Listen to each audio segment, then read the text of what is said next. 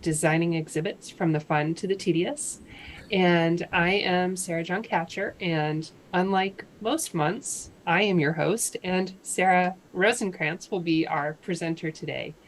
Coffee and Curators is a series of short programs designed to give you a peek at what we are up to and help you learn more about the museum and our collections and some of the work that we are doing behind the scenes.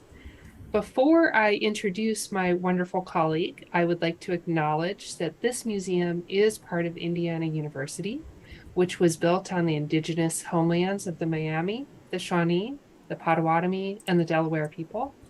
If you are unfamiliar with their histories and their cultures, I invite you to spend some time learning about both their past and their present. And without further ado, it is my privilege to introduce today's speaker, the other Sarah. Sarah Rosenkrans holds an MFA in Exhibition Planning and Design from the University of the Arts in Philadelphia and joined the IUMAA staff in 2021 after spending time working for the Appalachian Forest Discovery Center.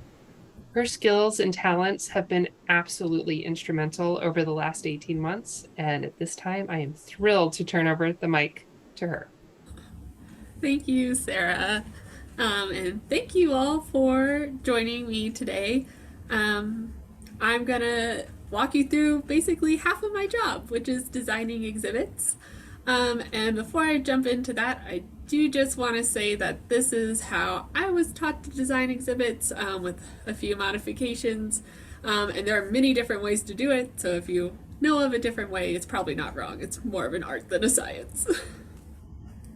So with that, let's get started. Step one is choose a topic, which seems very obvious, but not every idea makes a great exhibit. For example, topics that rely on audio or video might make a better online exhibit, or maybe even a documentary where you can hear those clips and watch those films better, especially if they're longer clips. And no matter what the exhibit, it needs to further the mission of the institution you're in. So an exhibit about dinosaurs would be like really cool and awesome, but IUMAA is a museum about people and cultures, so it would not really fit with our mission to do one here. That's for a different institution. And as we go through this PowerPoint, I'm going to use our upcoming opening exhibit, How We Know, as kind of a case study. So first thing, the topic for How We Know is how do we study objects and what we can learn from them. So after you have your topic, it's good to set goals and objectives for the exhibit. And I was taught that these were two very different things. Goals are what you want to happen, what the visitors should experience, and objectives are how you measure the success of those goals. So, for example, one goal for How We Know is that visitors will learn that researchers use many different methods and technologies to study objects. And the objective that goes with that goal is that after going through the exhibit, visitors will be able to identify 3 out of the 5 questions researchers ask themselves while studying objects. So it's a very measurable, concrete thing. You might have to do some surveys and observation, but it can be done. And at this stage, you also want to identify a primary audience, because that will affect how the rest of the exhibit gets designed. So if I'm designing an exhibit for a 5-year-old, that's going to look very different from someone who's an expert on the topic. I kind of chose the middle ground and went for high school, college students who are interested in archaeology and ethnography, because I'm hoping this will inspire a career into the field. And then after you have those 3 things figured out, you need to choose a big idea. And this is the one thing you want visitors to walk away knowing, even if they learn nothing else from the exhibit. So for How We Know, I chose there are many ways to study objects. And these are the goals and objectives fully for How We Know. Don't panic, I'm not going to read them all, that's a lot of words. But I did want to point out that there are 2 types of goals and objectives. One is learning goals, And this has more to do with the script because it's about what people are going to learn. But it's important for exhibit designers to know these as well because we can develop interactives and find like multimedia content that can facilitate those learning goals and help us meet them. Um, and then the other type of goal is experience goals, and that is has to do with the actual physical space of the exhibit. So what's it going to look like? What are the visitors going to experience? I'd also like to point out that there are 3 of each of these types of goals and objectives, and that's not because 3 is like an almighty magical number. There are actually different ways of learning and thinking about things, so each goal kind of relates to that. The first one is cognitive learning, which is thinking, so it tends to be facts, figures, recalling things. Affective, which is feelings, having people connect to the subject and relate it to their lives. And then the third one is psychomotor, which is moving. And that doesn't necessarily mean we want people to run around the exhibit hall like wild animals, but it can be like hitting a button or voting on something, just something to break up like the reading of all the labels. So after going through like the goals and objectives, hopefully your curator has created some sub-themes or thought about them for the exhibit. For how we know, there were 7 to start out with anyways. And just starting out, you don't really want to think about objects, cases, anything. You want to generally just like plot where each sub-theme is going to be. Is one more important and needs a bigger space? Is one less important? Or you'll only talk about it? How are they interconnected? And you just kind of plop them in the general floor plan. Then after you have that, I messed up. You get to actually start creating the basic floor plan. So put in those cases, those are those blocks on the thing, figuring out what will fit in the space. And this is also the time to think about flow, which is that squiggly orange line in this drawing. Thinking about how people are going to move through the space. So if you're coming from the top of this image, you would round the corner and see a microscope station. And that's probably really gonna grab your attention more than like anything else in the room. So most people are gonna head that way. And then you might see a colorful graphic or an object that catches your attention, and then you flow through the space like that. And visitor and exhibit designers use lighting, bright graphics, interactives to kind of keep people moving throughout the space. Then at the same time or a little bit after, you should start thinking about the look and feel of the exhibit. And this is exactly what it sounds like. Do you want it to feel like an ancient tomb? Do you want it to be like a hot, sweaty jungle? Like, what's the general atmosphere you're going for?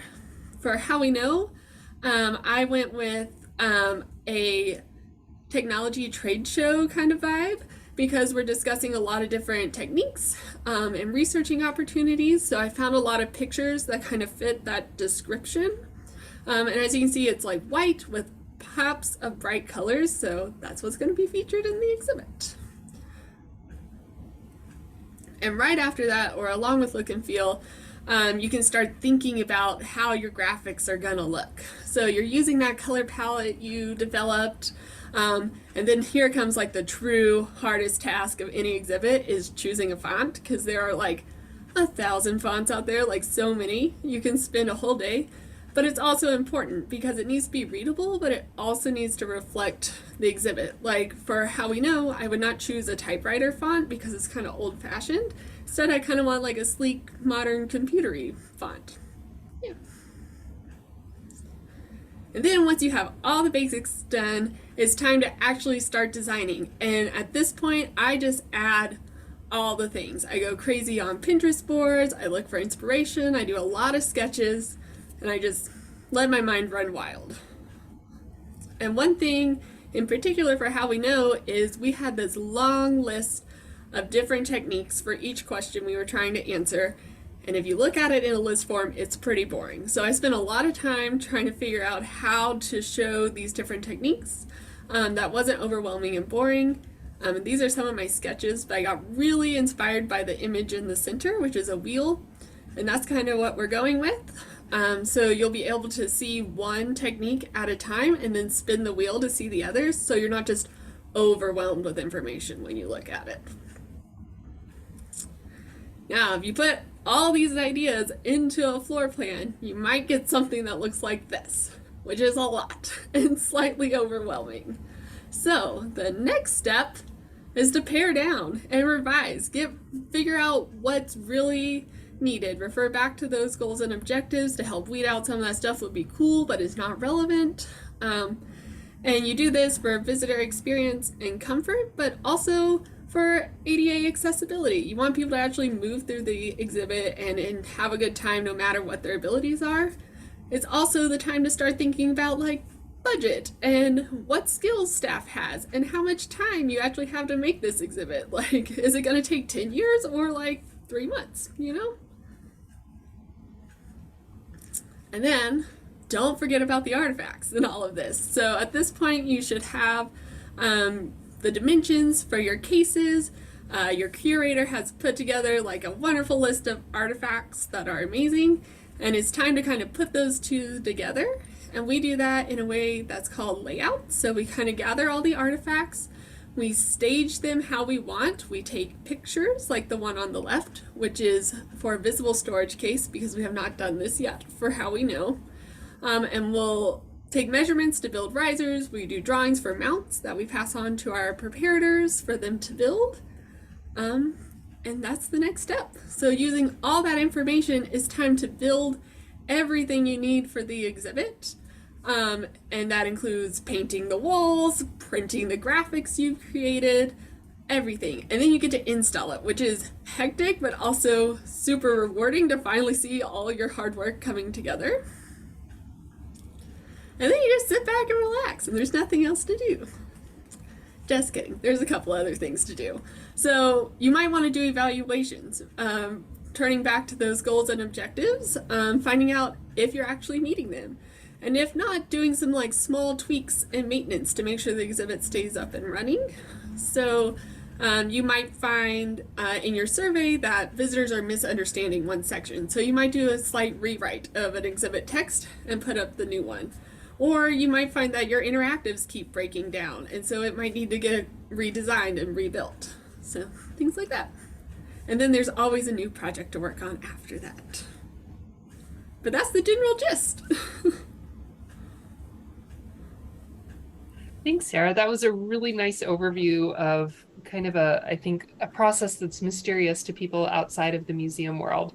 I think there's this idea that exhibits just appear in the exhibit halls. So I think it's good to break down the process for folks. While we wait to see if there's any questions, I will ask you, what do you think is your favorite part of the exhibit design process?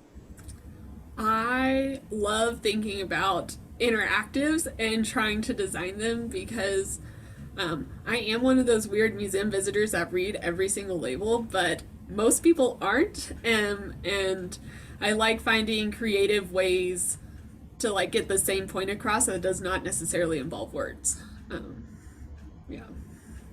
What do you think goes into a good interactive? Well, that people learn what you want from it. It should be accessible to everyone, so there's a lot of ADA guidelines that you should look at. The Smithsonian has like an amazing accessible exhibition design PDF. And it goes into like how deep can a table be? What's the reach like up and down? There's also like people don't think about touchscreens and ADA, but like it's better for the buttons to be at the bottom so you don't have to reach as far versus like at the top for mobility issues. Yes. Did that answer the question? I feel like I got off course a little. No, it did. Absolutely. So what's the quickest you've ever done an exhibit?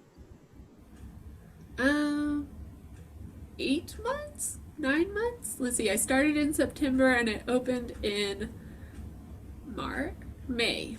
So, and I spent I was a team of one at the time, and I spent half the time doing research and then the other half designing it. But it was for like a fairly small space, probably like the size of your standard classroom. And all the cases were already built, so I didn't have to worry about building those. I just had to find artifacts and do mounts and design interactives and graphics. So, yeah. It is very different being a team of one than one in a team of many. Yes. So we've got a couple questions in the chat here. The first one is, what is the role of exhibit designers in getting our generation, parentheses, very short attention span and used to social media clips of 1 minute or less, interested in larger, longer, more in-depth topics? Yeah, so one way to start thinking about that is to do formative evaluations, which I kind of skipped over, but you can do a survey before you even start designing the exhibit to see what people are interested and what they already know and what they don't. So you can kind of tailor the exhibit to have like some hooks that get people interested. The other key is like having very short scripts, like in small word blurbs, and kind of doing them like infographic style. So it's like short chunks versus like a long paragraph of information. And then also, like I was saying, like those interactives, they're hard to come up with and to think about, but those tend to be the things people gravitate towards. I think traditionally people have thought of interactives as for children, but adults and the current generation also um, enjoy them and use them a lot. So, yeah. And doing subtitles. That's why if you have a really catchy subtitle, is people are more likely to read the paragraph under it, which is not my strong suit. I'm not good at coming up with subtitles. I would say titles are one of the hardest part of any Yeah. exhibit. So the next question is, you mentioned exhibit designers can encounter challenges. Can you tell us about a favorite creative solution you came with to address a challenge? Oh my gosh.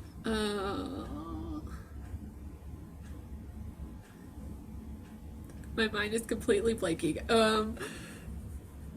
Well, Yeah. I think the way you came up with those circles was a really good example of a challenge that you have to contend with when you're being handed, 5 pages of information that people want to convey, but visually it's really overwhelming to just see 5 pages of text on the wall.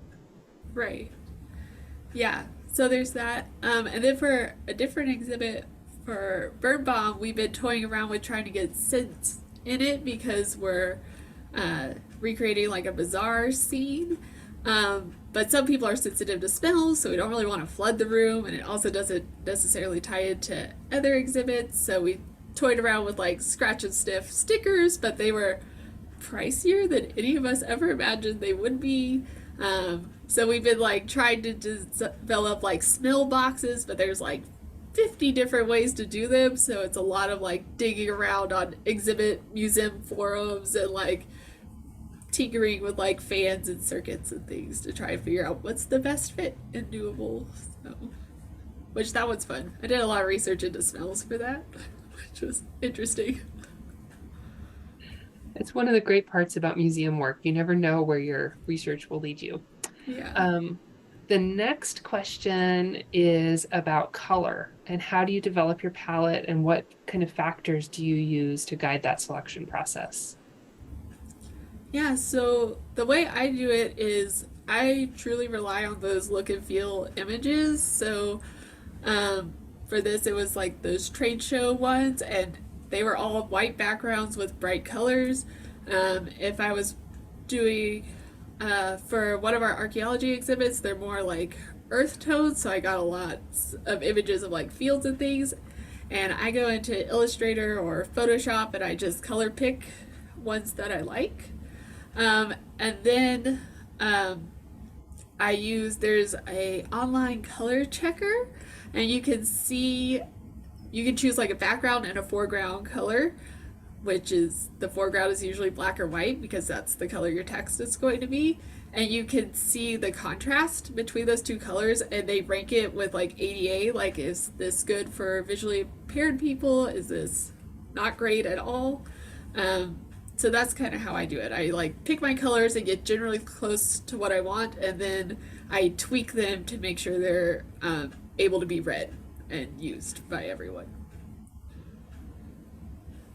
And you can also do, there's like a tons of pre-made color palettes online, and sometimes that's easier to start with. So you don't have to reinvent the wheel if you don't want to.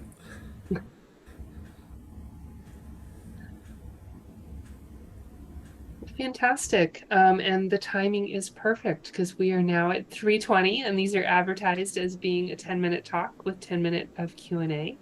So thank you so much, Sarah. I really, really appreciate you giving us some insight into your process and letting people see the good parts of our process without all of the bickering that also happens in the background. And we cannot wait to start inviting people into our space.